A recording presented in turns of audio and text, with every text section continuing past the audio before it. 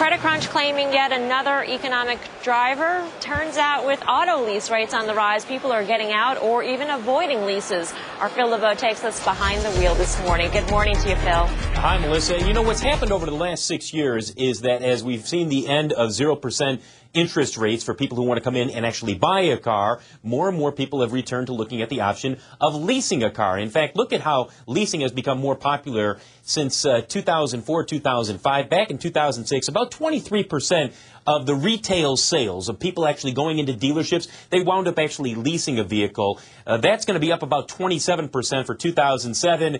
But things are changing. And why are they changing? Well, in part because of the higher interest rates that are going out there and the credit crunch. More and more people are looking at whether or not leasing makes as much sense these days.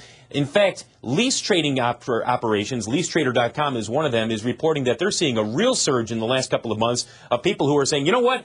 I signed up for this lease at X dollars. I just can't afford that anymore. In fact, look at the latest data from Lease Trader in terms of the number of people who are saying the lease is not the good way to go. 15% of the people who are trading out of their lease, who are getting out of their lease, have moved into smaller cars, sometimes at a much lower lease point, in part because look at the 36-month lease payments. It was $450 on average a month a year ago. Now it's $495, an increase of $45, and that's why a number of people are saying, I got to get out of my lease.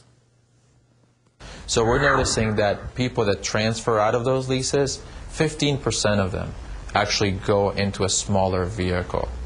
So we're seeing definitely a trend in people downsizing on the size of their vehicles.